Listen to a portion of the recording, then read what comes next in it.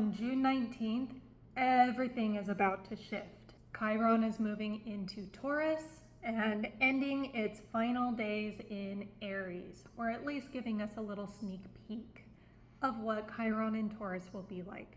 I'll explain. If you are an entrepreneur, a business owner, especially my women in business, if you are in the working class or middle class, or if you were born after the year of 1976, please, please, please stay for this video, because I can almost guarantee you are not prepared for what is coming.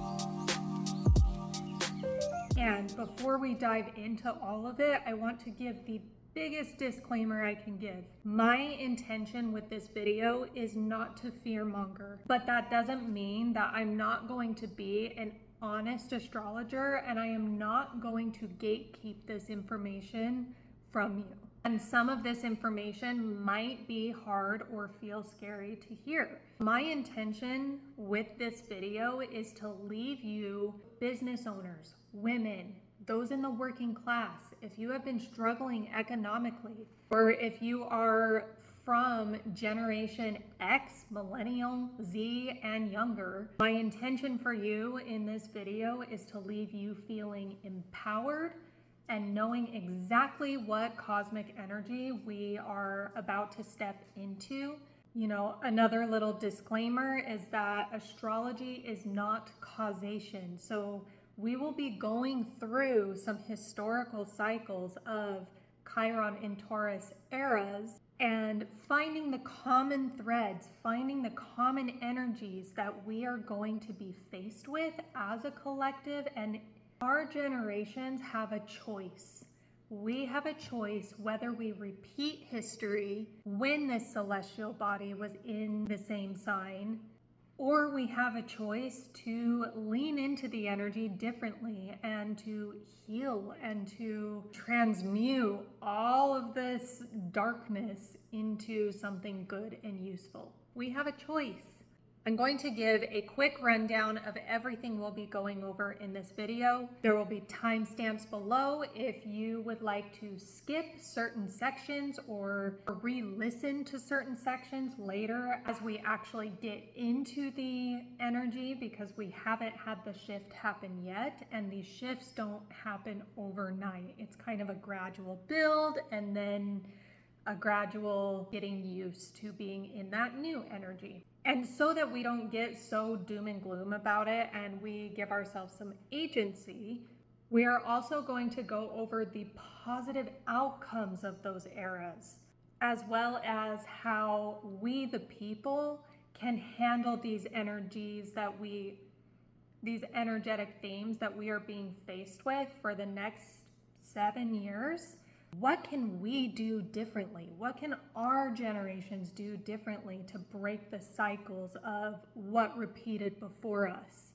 So this will be the first video of several to come on this topic, but for now, we are just going to go over Chiron, Chiron in Aries, Chiron in Taurus, and the history. In a future video, I'm going to get into a more personalized and individual level, because one more disclaimer, collective astrology is not individual astrology. They are two separate things. And just because a transit is hard hitting the collective doesn't mean that it is hard hitting your specific birth chart. So that is something that we'll get into in future videos. So without further ado, shall we dive in?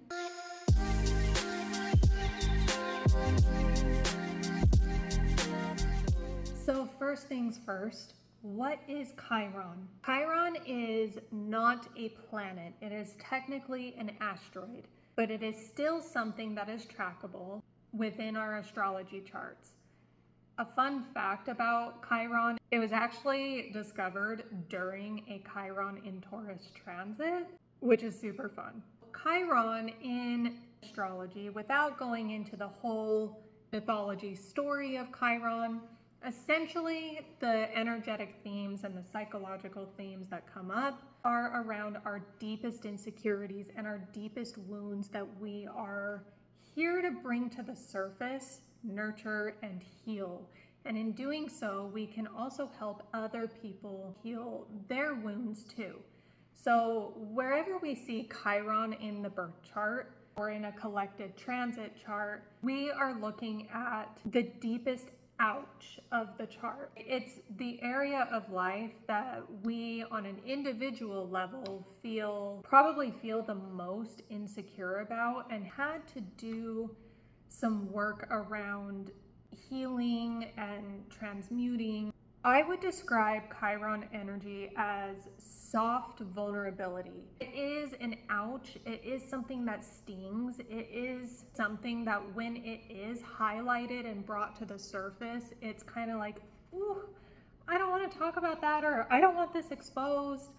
And so when we're talking about Chiron on a collective level, it's the collective wounds that are coming up, the collective shadows that are coming up, that we, the collective, are here to heal, essentially, and create a better world for the generations who follow us. Depending on where Chiron is at in its orbit, it typically spends about 6 to 7 years in one sign.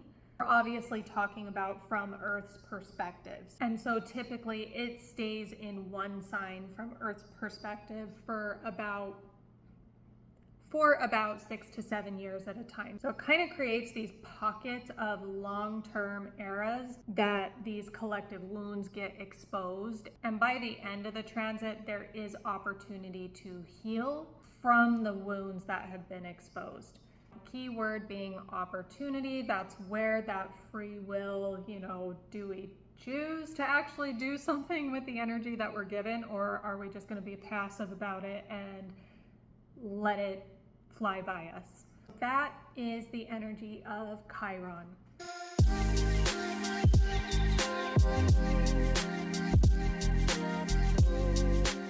All right, so let's get into the timelines now. As of today, at the time I'm recording this is June 10th, 2026. And in just 9 days from this video being recorded, June 19th, Chiron will move out of Aries into Taurus for the first time since the 1970s. Now, it's not staying there for super long this time around because we have a retrograde coming up later this year. A retrograde means, from Earth's perspective, the planet, asteroid, whatever we're talking about, looks like it's going backwards from Earth's perspective, and so therefore it goes backwards in the zodiac wheel, even though its orbit obviously isn't physically going backwards, right? So we will have Chiron retrograde back into Aries in mid-September of 2026. First couple of months of Chiron in Taurus between June and September are going to give us basically a sneak peek of what the next 7 years are going to look like for us. Chiron is a slower moving orbit, so like I said, it stays in one area for 6 to 7 years, so this retrograde is several months, but it will make its final ingress, aka final movement forward into Taurus on April 14th, 2027. From there, Chiron will stay in Taurus until July of 2033, where it will make its first ingress, step forward into Gemini, retrograde back, and then move into Gemini. This is what planets and celestial bodies do, especially the longer orbiting ones when they're shifting signs. They kind of dip their toe, then go backwards, and then dip their toe again, all the way into the next era. Sometimes they do that multiple times, depending on the planet we're talking about. So basically from June 19th of 2026 all the way through July of 2033, there will be a massive energetic shift, and on an individual level as well. which, like I said, we'll talk about in a future video. But collectively, we are all going to feel this shift, especially being in the sign of Taurus, where it rules our body, resources, all those things. We will get into that. But before we do, let's do a little review on Chiron in Aries, where Chiron has been since 2019.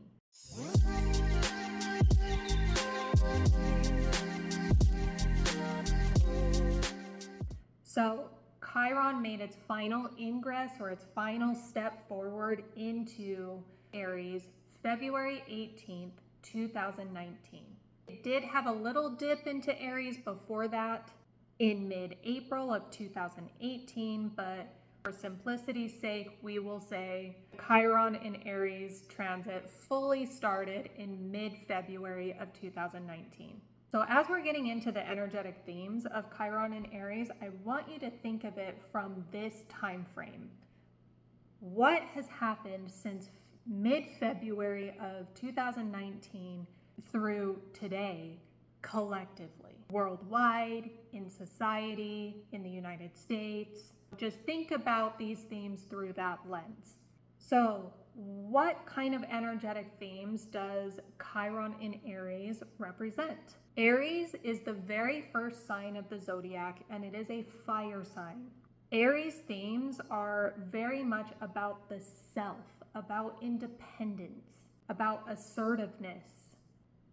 Aries can be a very individualistic sign, and it doesn't mean that all of you are individualistic or selfish.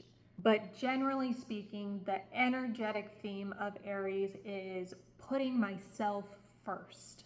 We also see a lot of themes around masculine energy, masculinity.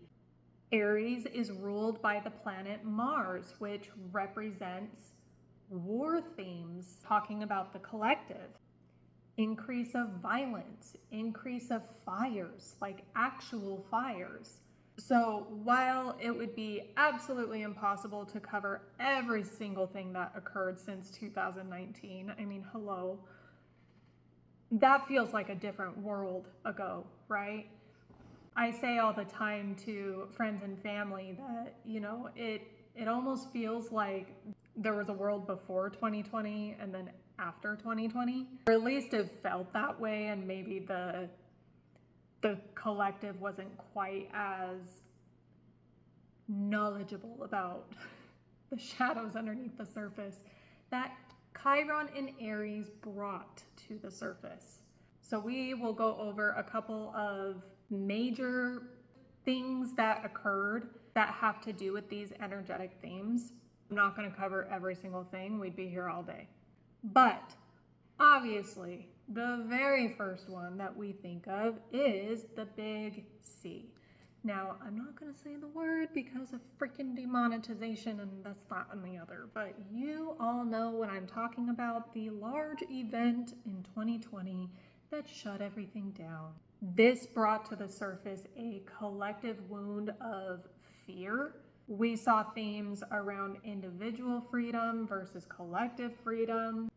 Aries rules over independence type of energy. We saw themes of individual freedoms versus collective responsibility. Mask or no mask. We saw conversations around, how do I say this? We saw themes around the jab being required versus herd immunity. And there were so many online wars around those themes that lasted several years. Since the time Chiron has been in Aries, we also saw an increase of protests, particularly around racism. Having long-standing racial wounds, particularly talking about the United States, coming to the surface to be revealed. And because Chiron was in Aries, there was a lot of anger around that, a lot of vitriol around that on all ends of the spectrum. We saw an increase of riots and burning down cities, and we've seen more violence since that time. January 6th also occurred during this era. one of the shadow sides of Aries is impulsivity and aggression. So the way I interpret this one is impulsive action rooted in themes of identity, rooted in themes of self. Like we saw so much political identity happening on all ends of the spectrum. You know, once Chiron had made its way into Aries for a few years, we saw, you know, during the shutdowns, the great resignation and the normalization of quiet quitting and employees putting themselves first after years of self-sacrifice and saying, no, I'm doing what's best for me. That is very Chiron and Aries.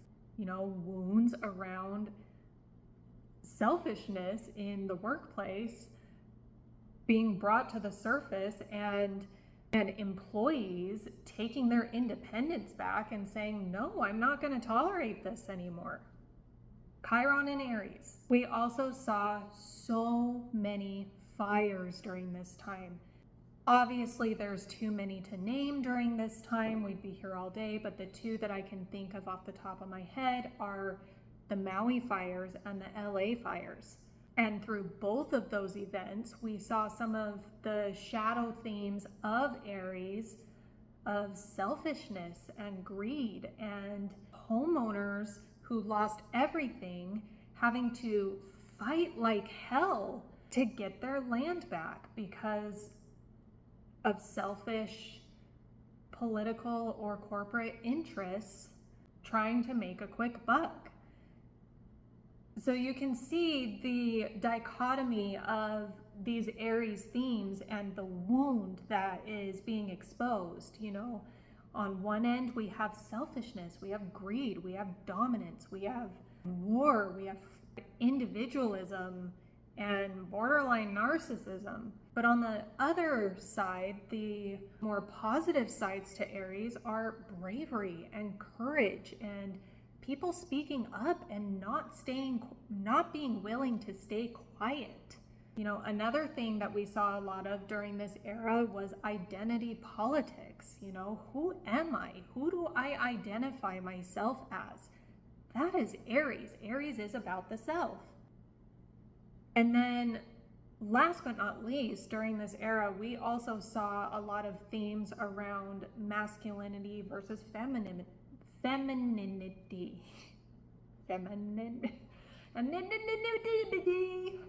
Masculine themes and feminine themes being at war with each other. We saw there were a lot of conversations around women's rights and do I have the right to exist in my body type of conversations. Lots of rioting, lots of protests.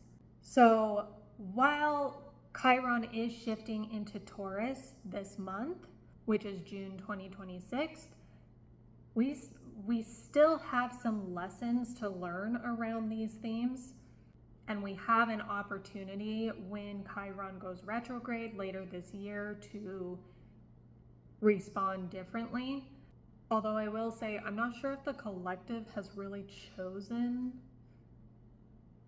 to learn how to express anger effectively, but we will see what occurs.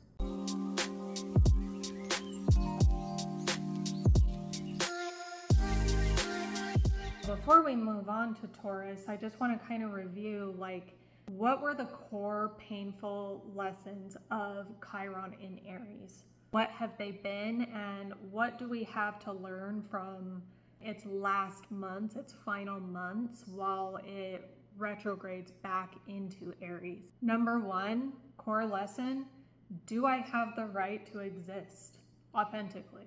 Do I, as an individual, have the right to exist, take up space, and do that authentically? That has been a huge theme throughout this transit. The difference between individuality and expressing yourself as an individual versus selfishness and narcissism.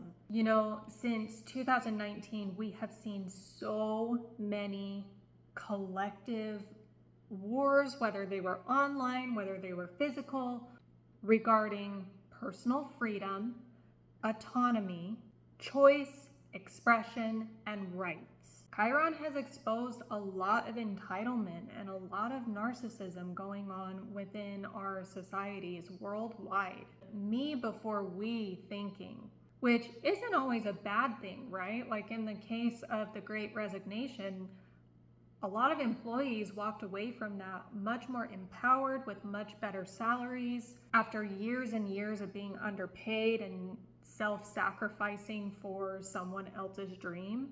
But on the flip side, we've also seen an increase of a complete inability to consider the other, to consider the collective. And Chiron has brought those individualism wounds to the surface while it has been in Aries since 2019. Which leads me to lesson 3, collective anger and wounding around how to express that.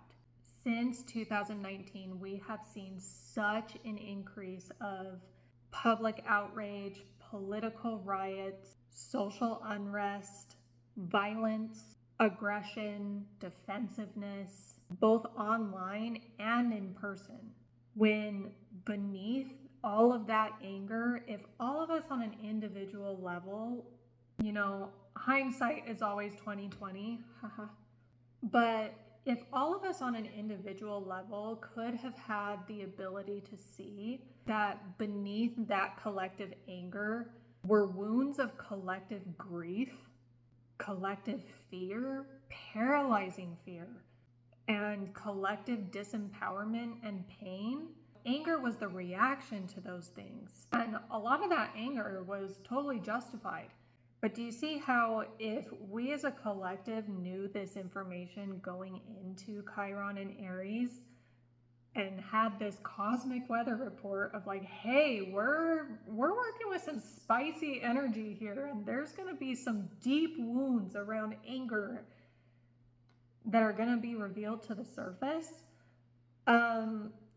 we as a collective might have responded differently. But it kind of feels like we repeated the late 60s, early 70s, which is when Chiron was previously in Aries. So this is one of those things where no, Chiron isn't causing these things to happen. And while history doesn't repeat exactly, it sure rhymes, and the common energetic themes are still threaded throughout this most recent Chiron in Aries transit as well. Another lesson we learned was how to advocate for ourselves. And of course, there's extremes on all sides of this energy. That is literally the point of being human, is to experience, the extremes of it all. And hopefully we can learn from this transit going forward that anger is a secondary emotion to something that's going on deeper underneath the surface. In the case of this most recent era, it was, grieving the world before 2020 and living in a lot of fear of unknown and reacting to that through anger. Basically, Chiron in Aries has been teaching us to ask, who am I? What do I believe? What am I here to fight for? What are my boundaries? And what are my defensive impulses? For better or worse, we have learned through Chiron and Taurus that, on an individual level, I am who I am, deal with it. Like I said, for better or for worse, there's narcissism extremes in that, and there's, bravery from self-sacrifice tendencies in that. So that is plenty on Chiron and Aries. Let's talk about where we are going for the next 7 years.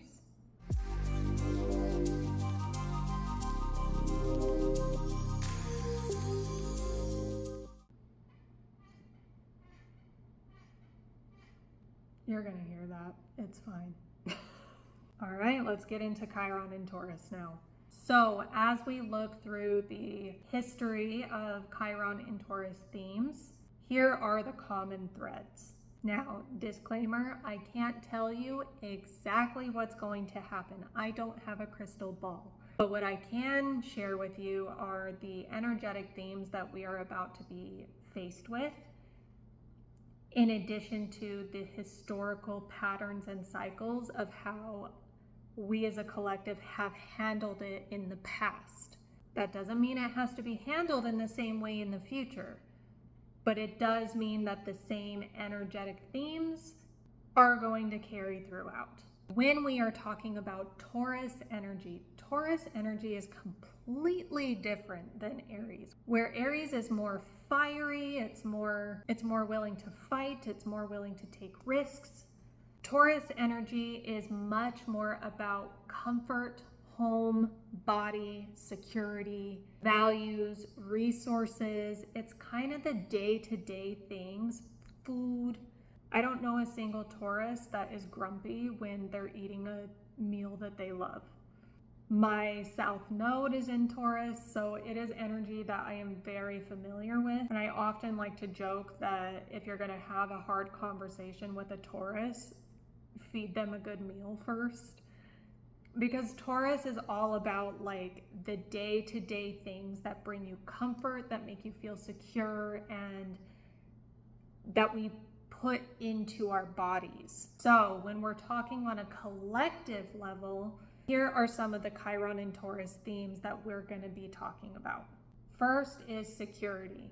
Now, this is again where, as we get into the Chiron and Taurus themes, I want you to walk away from this feeling empowered, even if these themes feel scary to you.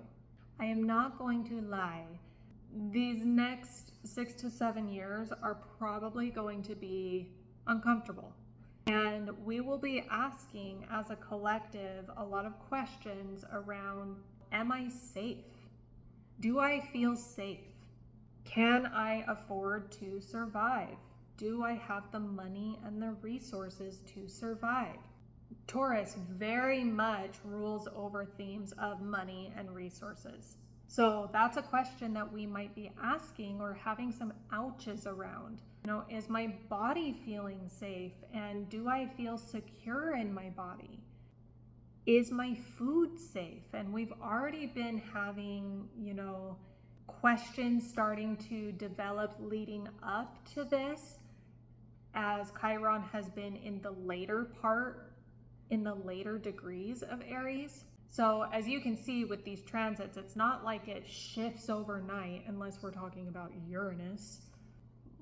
But Uranus belongs in a different video. Can I sustain this lifestyle? Can I afford my groceries? Are my resources stable? Another energetic theme that we are probably going to see are questions around values, whether those be intrinsic values or external values and like actual possessions. Maybe asking questions around what is enough?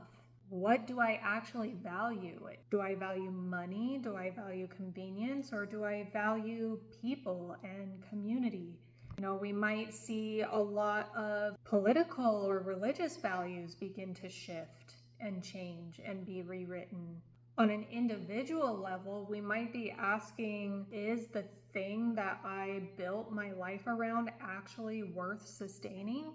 And if not, then what is? What is worth building? What is worth sustaining? What do I actually value on an internal level? And am I within integrity of those values on an external level?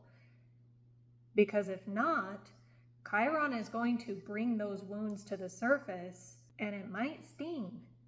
Which leads me into the financial part of values, our physical resources. We are likely going to see a lot of ouches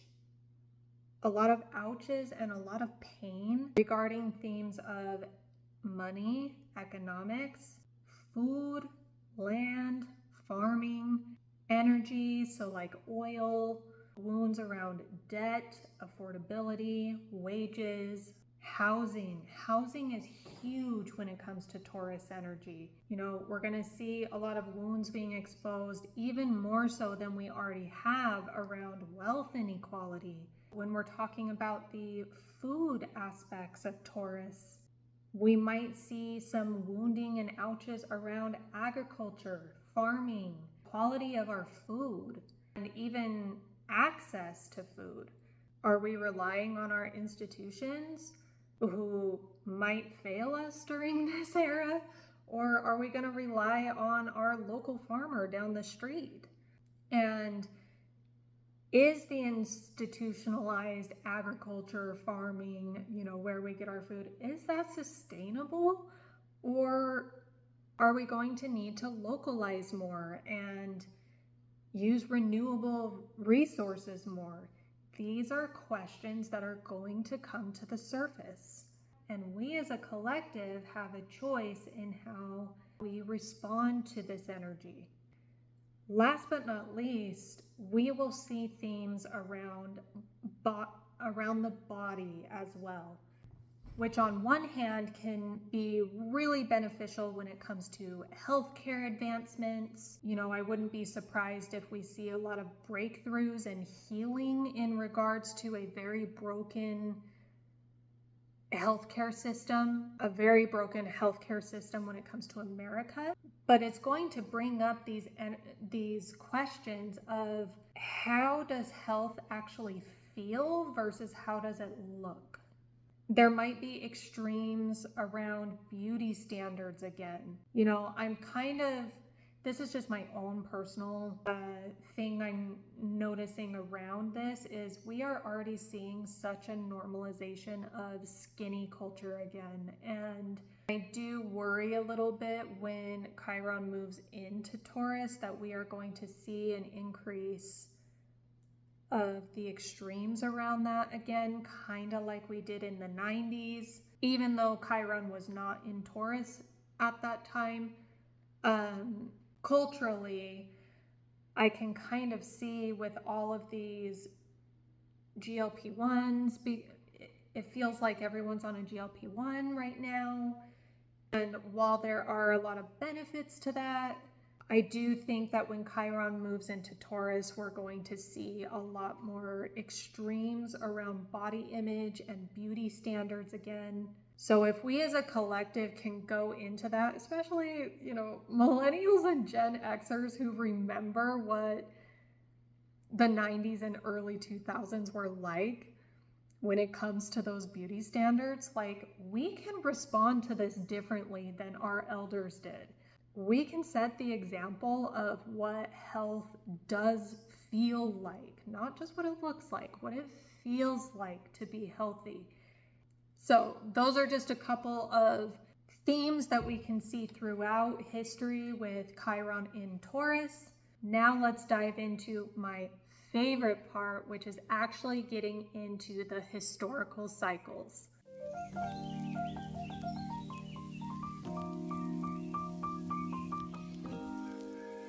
So I have gone down and researched 4 different cycles because Chiron in Taurus happens roughly about every 50 years. So we have some good data here to be able to look all the way back into the early 1800s and kind of see the common themes and what came up and what shadows to look out for so that we can go into this more empowered. Because I'm not going to lie to you, the historical cycles that I found were not pleasant ones. So let's go ahead and just dive into the historical cycles, starting with the most recent, which started in 1976.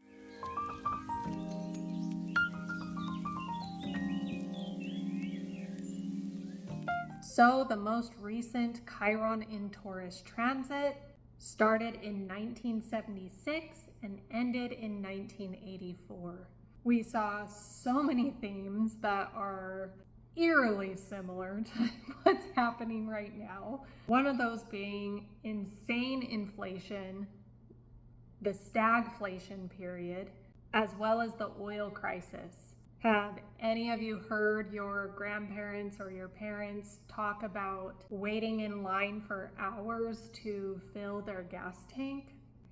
Well, we're not there yet, and it doesn't have to manifest that And it doesn't mean it's going to manifest exactly that way, but there may be some similar themes around inflation of goods, resources, wages not keeping up with rising costs, which I know so many of you are already like, we've already been going through this, which we have, but the wounds of these themes are going to be magnified and might feel extra painful so that we can see what systems need to change. During this era, we also saw the Iranian Revolution, or AKA the end of their independence, which in turn caused an oil crisis, caused an energy crisis. Do you see the rhymes?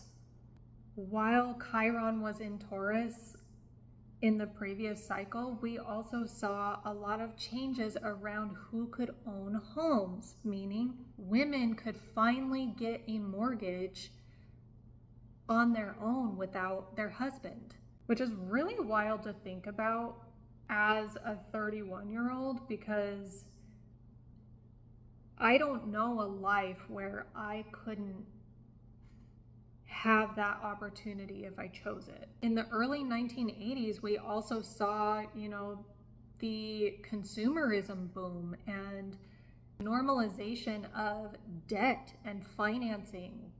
This was when the boomer generation started creating, layaway systems, and how we all have like buy now, pay later options now. Well, that whole idea was created essentially back in the early 80s when Chiron was in Taurus.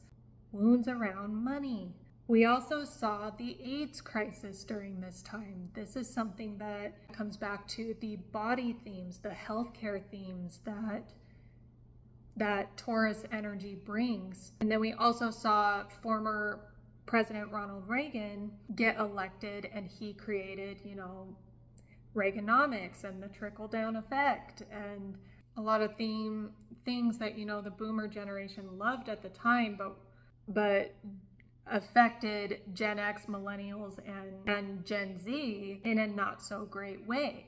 But the system was created while Chiron was in Taurus. It was a reform on the economic system after a time period of a lot of economic stagnancy and hardship, particularly for the working class. Obviously, as I go through these historical cycles, since there's so much to cover, again, I'm not going to go over every little thing, and I'm probably going to miss some stuff, especially because I live in the United States, and so I'm going to be speaking about it mostly through that lens. All right, that leads me to the era before that, and you're going to begin to see some patterns.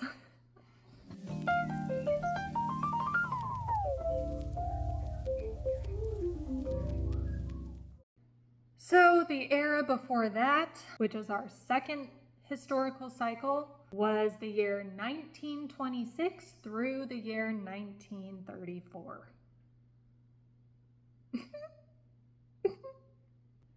3 years into Chiron being in Taurus, after it entered Taurus in 1926, we had Black Tuesday, which was the 1929 infamous stock market crash after the Roaring 20s, which unfortunately led to the Great Depression. Now let me stop us right here. Correlation is not causation, but do you see how the themes of money, the themes of land, the themes of agriculture, food are affected in each one of these Chiron and Taurus eras? So allow me to continue. We also had the Dust Bowl in this era, which created massive food instability and poverty nationwide. Dust Bowl was from unsustainable agriculture and farming systems. Hear the history rhyming.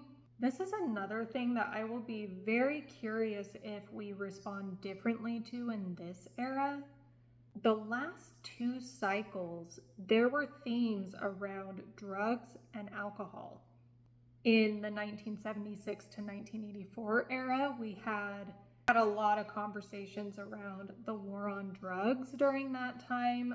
It kind of started prior to 1976, but the war on drugs really ramped up in the late 70s going into the 80s. And it became completely normalized to eradicate plant medicine. The 1926 to 1934 era, what happened during that era? Prohibition. Prohibition began and ended during that time. Restriction on something that is a simple pleasure that we put into our body. Obviously not everybody. I know everybody doesn't enjoy alcohol or drink, but you see my point. Like, it's a similar theme of restriction of something that brings pleasure to a lot of people. So I'm not saying that's going to happen again. I am curious with how in the modern era where, we're starting to see the deschedulization of things that used to be considered drugs and are now considered medicine, if we might see more restriction around like pharmaceutical companies swooping in for profits on those things. I don't know. That part's totally speculation and just my own live downloading in the moment, but it will be interesting to see what kind of themes are to come around that.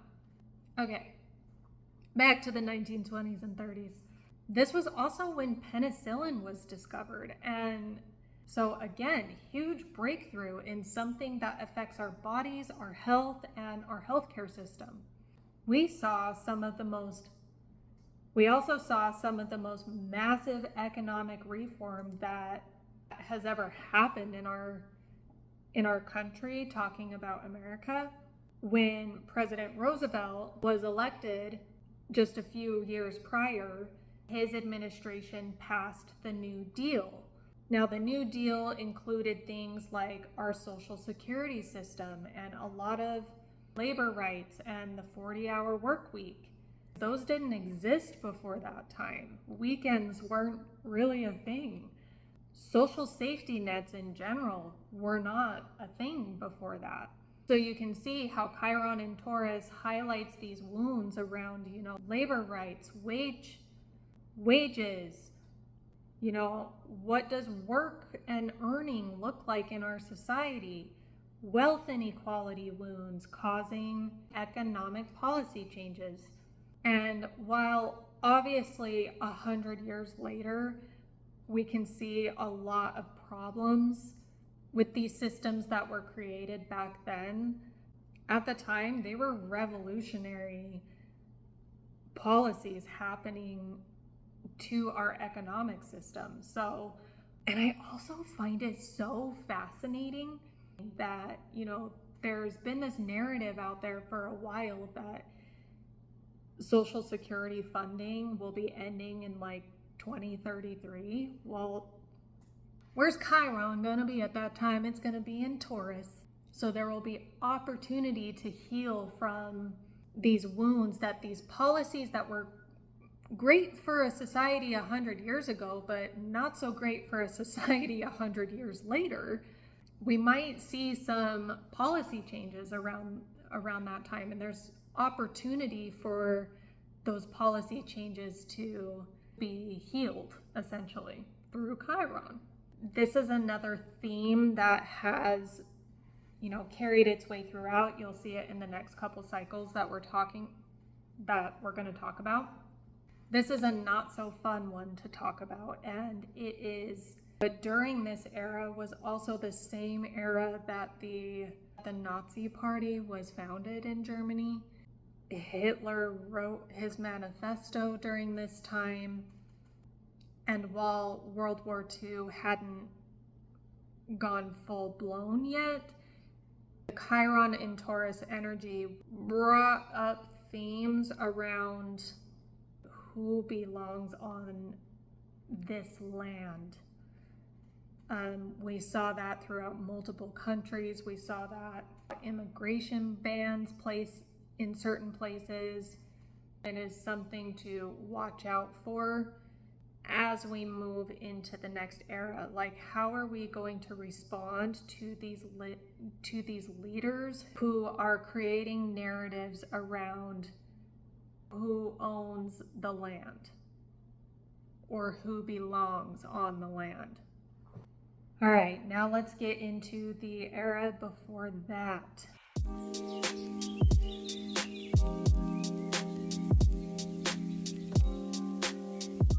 And I know that a lot of my spiritual girlies are not history nerds, but it is important to learn these things, learn these cycles. This is what astrology is. And so, but I'm going through them so that you can see the consistency of the themes throughout and what wounds we are about to be facing. There is no ephemeris data available on the eras that occurred in the 1800s. But I did my own research and I confirmed my research with a couple of astrologers who have done the same, and I came up with the same answers. Now, I don't have exact dates, but I do have years.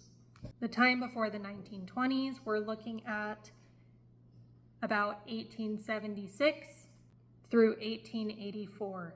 And this was the early days of the Industrial Revolution. In the United States, we were building our railways, we were building our cities. It was the post-Civil War period, so we were bouncing back from a really dark time in our history that, don't get me wrong, continued to be dark after that, but the height of the war was over.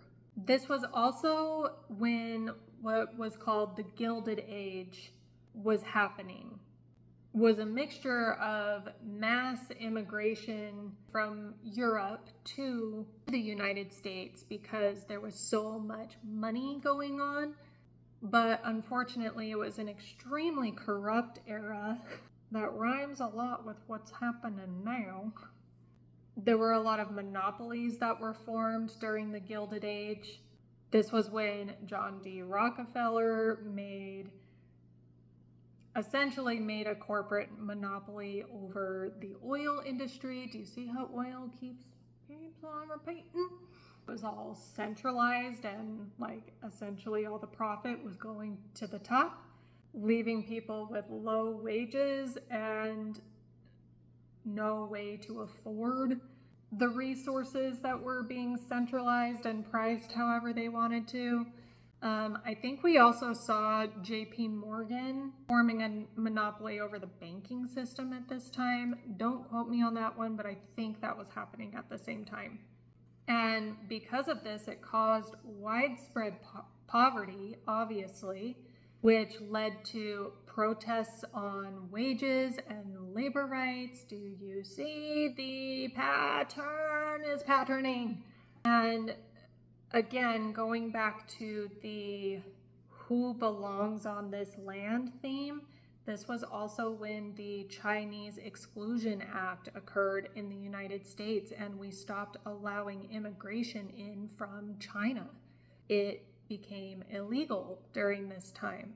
You know, that rhymes with the 20s, with Nazi Germany being formed. And in the 70s and 80s, it rhymes with the AIDS crisis and the LGBTQ community. Marginalized groups tend to be a theme of conversation during these eras. One of the positive pieces of history that happened from this era was Thomas Edison creating the light bulb, which now today in 2026, all of us use in our homes. So he revolutionized something. So, you know, you can see how this was a breakthrough in technology that affects home, that affects the workplace, which is a very Chiron and Taurus theme.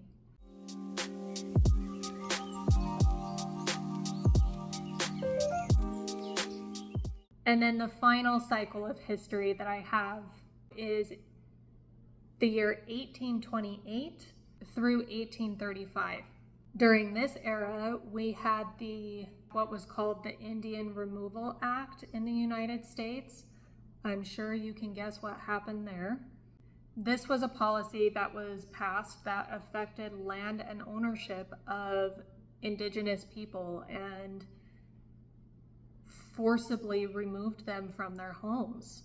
And they didn't really have anywhere to go other than what was called Indian Territory, which was also called the Trail of Tears. Something that happened on a worldly scale was the British abolishing slavery and freeing 800,000 slaves. So while the United States hadn't quite got there yet, the British did. We also, during this era, saw President Jackson start an economic war against what was called the Second Bank of the U.S. They were essentially a monopoly. There was a lot of corruption going on at that time. And then we also saw a huge expansion of the West in the United States. So again, this comes back to who owns the land, economics, banking, money, resources. You see the common threads through each one of these historical cycles.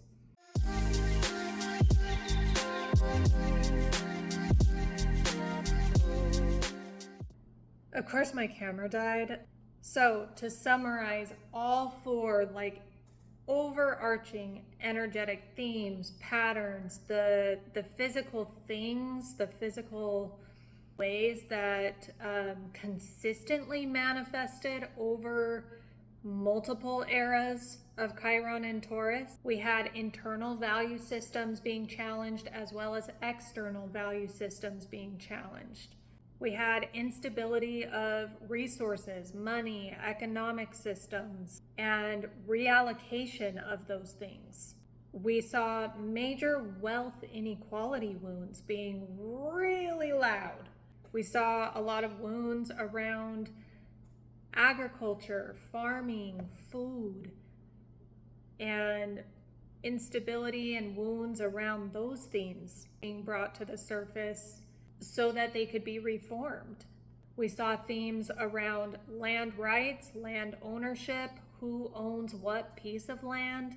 We saw themes around home ownership, who can have home ownership, who is displaced from their homes. And there were a lot of questions within the collective around feeling safe, feeling secure, and how am I going to survive?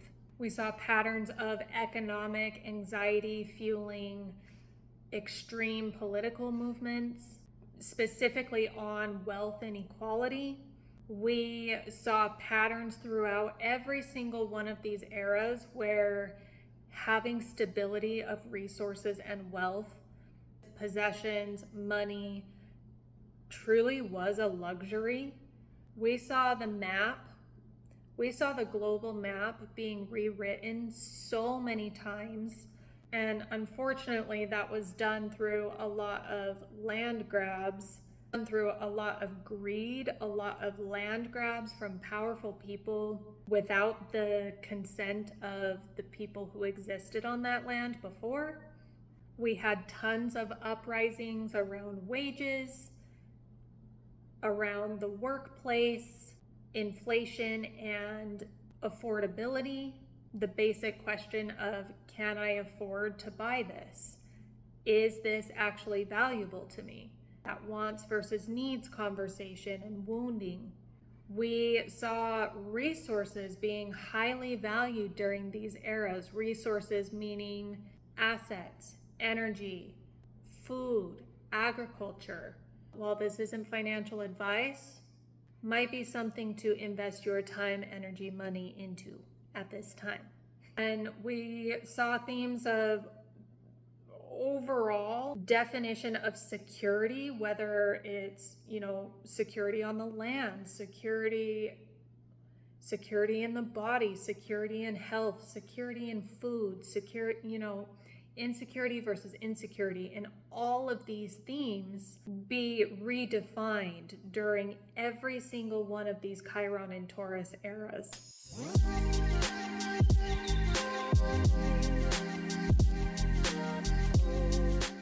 Now, I know that was a lot of dark, uncomfy topics to talk about and a lot of dark history. And remember how I said at the beginning of this video that my goal and intention was to leave you feeling empowered and informed? Well, in order to feel empowered, we have to address the wounds that are probably going to surface. But I do want to leave you with some silver linings. What were the positive outcomes that came from these eras? And how can we look back at these previous cycles as, the generations that are about to experience this? How can we respond differently than others did because we have more access to knowledge, because we have more access to things like an astrological weather report being compared to historical cycles? That is accessible to us now. So therefore, we can use that knowledge as power to respond differently than our ancestors did. So one of the positive outcomes, we saw so much more accessibility and breakthroughs in healthcare. And we also saw so much technological advancement when it came to our homes. So think of telephones being created, think of the light bulb being created, these technological advancements that made our homes feel more comfortable. And by the end of every single one of the Chiron and Taurus eras, generally speaking, basic goods became more affordable, and a lot of those economical wounds were able to become reformed and healed. Maybe not perfectly. We're human, perfection doesn't exist with us. But we saw a lot of economic reform happen with all of these eras, as well as a lot of medical breakthroughs as well. In some of these eras, these medical breakthroughs doubled life expectancy, especially when we're talking about penicillin and eradicating smallpox. This dramatically increased life expectancy. So it will be very interesting to see what kind of medical breakthroughs we are able to come up with and what happens to life expectancies, or maybe in things like cancer. I will be very interested, and I am excited to see those reforms, those breakthroughs. And with Pluto and Aquarius happening at the same time, Uranus and Gemini happening at the same time, these are air signs.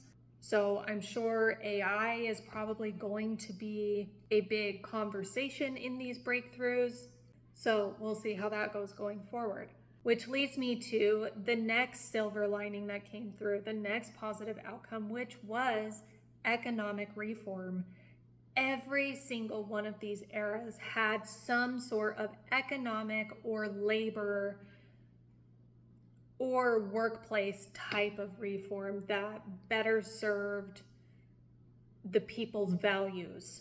But it doesn't mean that the wounds of greed weren't really, really loud during these eras. And so I do think we're probably going to see that going into the next era. But I do have faith in that we will figure it out as a collective.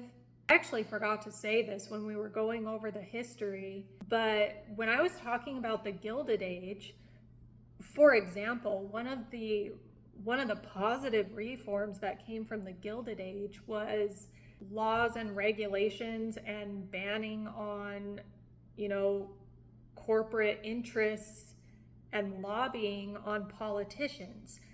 Now, years later, that was overturned and, reversed, and we're kind of back where we were then. But it is good to see an example of a time where, you know, corporate greed and lobbying was at the center of our country and running everything, and the public was able to figure it out. And in doing so was able to, you know, essentially vote with their dollars and reform. We also saw a complete restructuring of human internal values. You know, technological advancements in previous cycles allowed marginalized groups to communicate across borders and to organize. And I can see something similar happening in the age of social media and smartphones. You know, with each one of these eras, it did force humanity to look in the mirror and rewrite our intrinsic values. Like, how are we going to treat other humans? And what do I actually value? Do I value this Amazon subscription, or do I value my family? Or do I value putting food on the table? You know, do I value this subscription to this billion-dollar company, or do I value my friend down the street who has a small business that I'd rather support instead of this billionaire company? These are the types of conversations we need to start having. And the final lesson overall from these eras that I was able to piece together is that the institutions don't save the people save the institutions. So when Chiron moves into Taurus and we're able to see, you know, the shadow sides of Taurus of greed and hoarding resources, we the people can either, you know, be passive, we can be cynical, we can let it pass us by, or we can, you know, stay completely paralyzed in our fear and let extremism drive the bus like every other cycle before. Or here's a fun thought, Gen X, millennials, and Gen Zers, we the people can build better ones.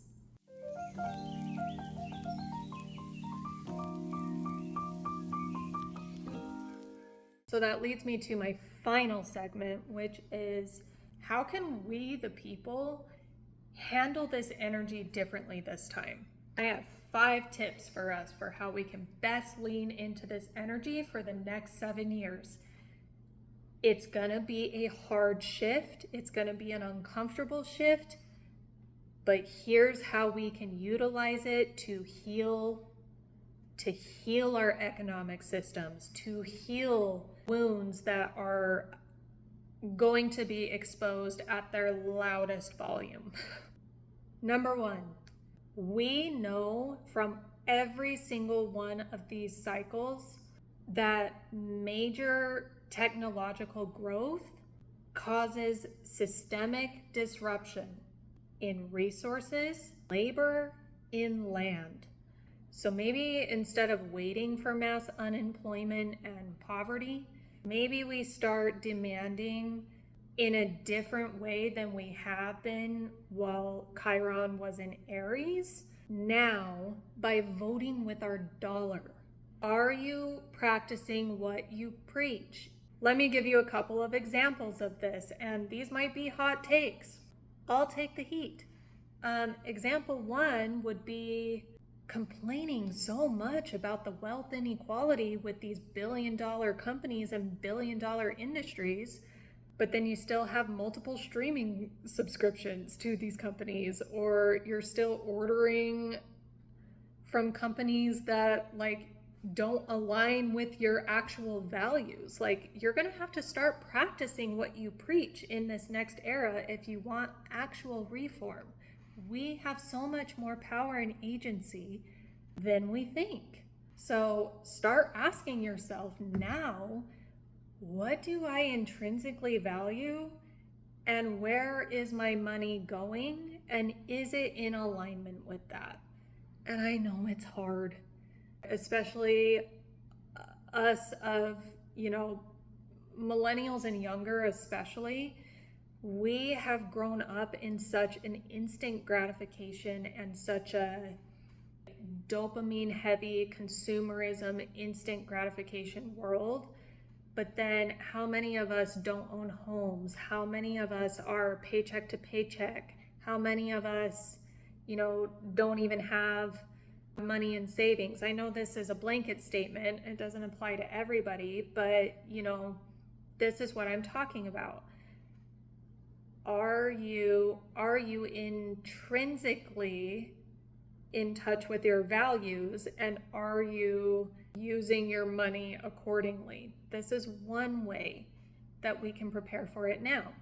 We can start demanding things like digital bill of rights or digital privacy rights. We can start having conversations around economic safety nets before tech takes over and disrupts all of the jobs.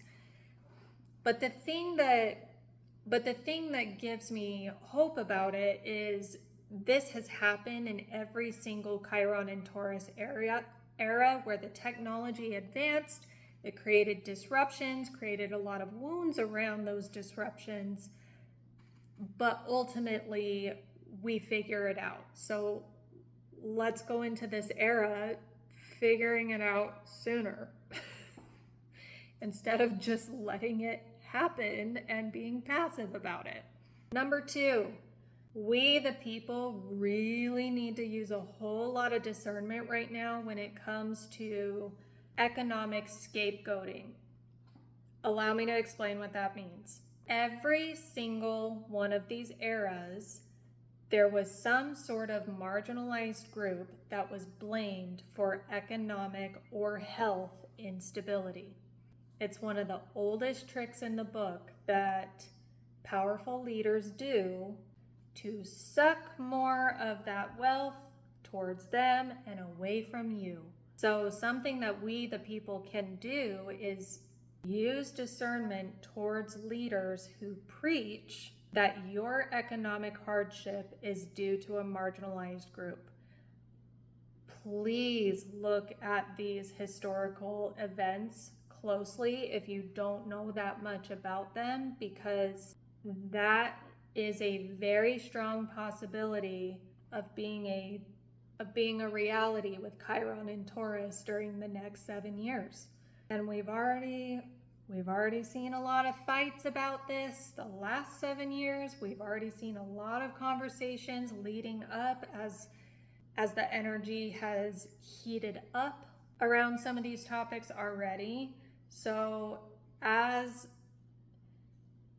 the economic disruption, when the economic disruption that will likely and inevitably happen while Chiron is in Taurus, we the people need to use so much discernment when it comes to misinformation and scapegoating on whose fault that is.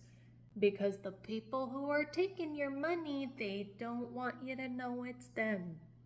So we the people can recognize that this is a magic trick that has been used throughout history to manipulate the masses into hoarding the wealth up top and to distract you from the systems and the systemic issues that are actually causing the problem. The next thing, number 3, that we the people can do, build grassroots communities and start building those now. Institutions and bigger systems take a really long time to pivot, and this is something that we have seen through every single one of these cycles, is that no one's coming to save us. But we have agency. We can create our own communities. We can create our own systems on a more localized level instantly, instead of waiting 7 years while all of us are stuck in poverty and starving for that pivot to happen. We can do that on a local level. Situations like the Dust Bowl, situations like the Gilded Age, it left a lot of working class people really isolated and vulnerable and alone. And the people were waiting for an institution, a government, some sort of system, a corporate entity to come in and save them, and it just didn't happen. So we learn from this by leaning on each other. Like, get to know your neighbors now. If you have a passion project on your heart that involves starting some sort of grassroots community, some sort of grassroots movement. One example of this that I have been seeing in like the super early stages of being talked about are co-op grocery stores and, you know, putting food back into the hands of the people, or buying from your local farmer instead of from the big box grocery store. These are going to be the type of things that we're going to need to start pivoting towards. And I know it's a painful thought that some might see as cynical, that no one's coming to save you, but Chiron is that pain. Chiron is that ouch. It's that thing that we don't want to face. Like, oh, what do you mean no one's coming to save us? What do you mean there's not someone with wealth, some sort of politician, some sort of governor, some sort of religious leader? Like, we want to believe that someone like that is going to save the people, and it just hasn't been the case in this historical cycle. It has always been the people that save the systems, that save the institutions. And we're going to have to sit with that pain in order to create those grassroots movements, because the grassroots localized stuff only happens from experiencing extreme pain. But that's the thing. That doesn't mean we don't have agency in this. We have the power. We can make a choice. One thing that I really noticed through all of these eras is that the most successful survivors of these eras, who lived through all of these eras, not all of them, the most successful survivors of those who lived through these eras were the ones who localized, were the ones who focused on their local community and made systemic changes on a local level, even if it's privately funded.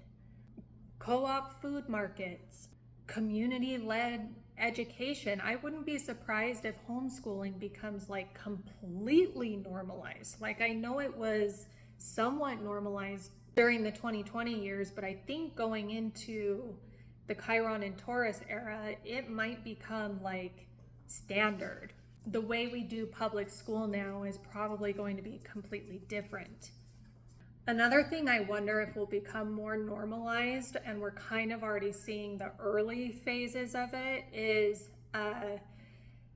healthcare completely being reformed, where we don't use insurance anymore. It wouldn't surprise me if the current insurance system we have today is just completely eradicated and gone by the time Chiron and Taurus is done. I'm not quite sure what that looks like, but I have already seen a lot of doctors' offices.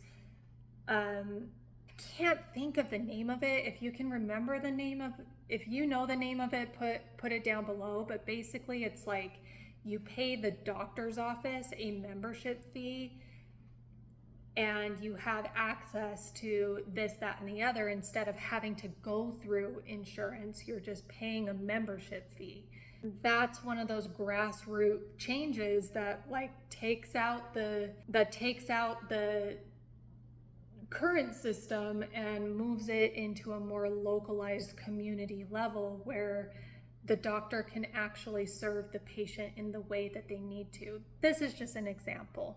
Another thing we're going to really need to watch out for as a collective, this is why I wanted small business owners in particular to watch this, so that we can see it within ourselves. When economical instability or themes around food or things like that happen, we as business owners really have to pivot how we do business, and how we have been doing it in society up to this point is probably going to drastically change. And so first of all, I don't want you to feel like there's something wrong with you if you have like some instability happening during these years within your business too. Now, I'm not projecting that onto you. I'm not projecting that out there. But when times get tough, desperate people do desperate things. And we all, as humans, have to look at ourselves in the mirror and go, are these tendencies of greed going to be worth it? Because, we even saw this during the early days of 2020 with the shutdowns, with like people hoarding things like toilet paper and water. And we as people are going to be faced with wounds around greed, around hoarding, and we have to look ourselves in the mirror and go, is this going to be worth it? Does this align with my values? Am I going to stay in integrity even if things get hard? Even if income drops, even if things get hard, even if the average working class person can't afford my service anymore, okay, well then am I only going to market to the wealthy who can pay me? If money is the most valuable thing to you, then yeah, you're probably going to do that in this next era. But I'm going to invite you to reflect on, is there another way that we can do value exchange? Because by the end of the Chiron and Taurus era, money might not be the most valuable thing anymore. I don't know, we'll see. But just something to know, just something to watch out for. And then another thing to watch out for is listening to the earth. There is a reason why Earth Day is during Taurus season, Taurus is very much earthly type of energy. It is an earth sign. And so when it comes to things like agriculture, farming, are we doing this in sustainable ways? Are there signs that the earth is giving us that maybe we need to renew our resources a little bit more? These are going to be questions that we're going to need to sit with going into the future.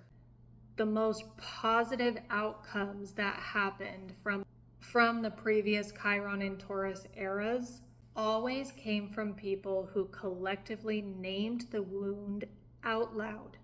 Instead of denying it, instead of bypassing it, instead of wishing it wasn't there. When dominant culture was saying, you're weak for not being able to feed your family.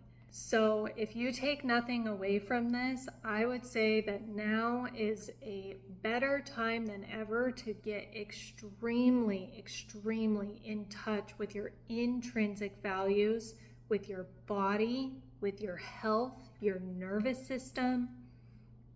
Nervous system regulation is going to be absolutely key during this transit. Nervous system regulation is information that previous generations before us did not have access to. We have an opportunity here in this era to respond to the hardship that may arise while Chiron is in Taurus differently. And that'll be it for today. So if you enjoyed this video, please give it a like and subscribe to my channel. It really, really helps us YouTubers out with the algorithm. That's why we ask for the like. That's why we ask for the subscribe. It's because it helps our channel grow. This is video 1 of a series coming. My next video on Chiron and Taurus will be more on an individual level. We'll go through each house by house, sign by sign analysis to see what area of life this transit will be highlighting for you as an individual. Just because it's happening in the collective doesn't necessarily mean it's affecting you personally in your individual life. So we'll be getting into that. So thank you so much for watching, and I will see you in the next one.